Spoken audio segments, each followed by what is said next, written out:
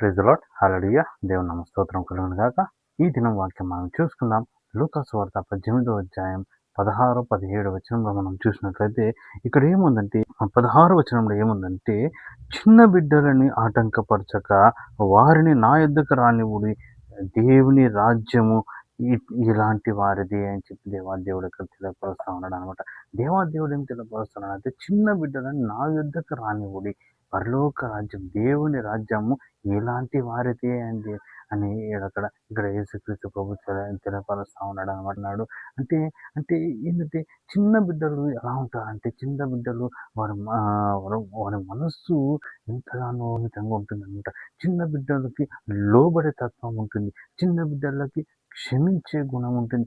చిన్న బిడ్డలకి నేర్చుకునే గుణం ఉంటుంది. చిన్న బిడ్డలకు తల్లిదండ్రులు ఏ విధంగా చెప్తారు, పెద్దలు ఏ విధంగా చెప్తారో ఆ విధంగా నడుచుకునే గుణం ఉంటుంది. ఆ విధంగా నేర్చుకునే గుణం ఉంటుంది. వాళ్ళు చెప్పిన ప్రకారం దాన్ని వాళ్ళ జీవితంలో నడుచుకుంటూ వాళ్ళు నేర్చుకునే వారుగా ఉంటారన్నమాట. కాబట్టి ఇక్కడ దేవాది దేవుడు ఏమంటున్నాడంటే, అట్టి వారి వలె అట్టి మనస్సు కలిగి మీరు ఉంటేనే పరలోక రాజ్యానికి మీరు చేరుకోగలుగుతారని చెప్పి ఇక్కడ 17వ వచనంలో తెలియపరుస్తా ఉన్నాడనమాట.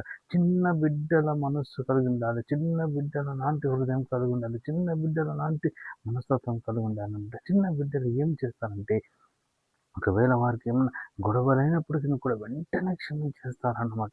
వెంటనే క్షమించేసి, వెంటనే ఒకరినొకరు క్షమించేసుకొని మరలా తిరిగి ఆడుకునే మనస్తత్వం ఉంటుంది. మరలా తిరిగి ఆ కోపంని వారికి జరిగిన సంగతిని అసలు జ్ఞాపకమే చేసుకోరనమాట. అట్టి మనస్సు కలిగి మనం ఉండాలన్నది యేసుక్రీస్తు ప్రభు యొక్క చిత్తం అనమాట. హల్లెలూయా!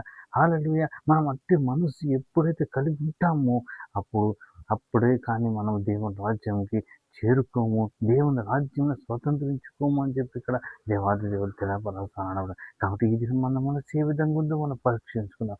ఈ దినం మన మనసు ఎలాగుందో, మన హృదయం ఎలాగుందో, మన ఆలోచనలు ఎలాగుందో పరీక్షించుకుందాం. పరీక్షించుకొని మనల్ని మనం సరి చేసుకొని యేసుక్రీస్తు ప్రభుకి సన్నిహితంగా, యేసుక్రీస్తు ప్రభు కోరినట్టుగా మనం జీవిస్తాము. పరలోక రాజ్యాన్ని, దేవుని రాజ్యాన్ని స్వతంత్రించుకుందాం. దేవుని రాజ్యానికి చేరుకుందాం. హల్లెలూయా! హల్లెలూయా!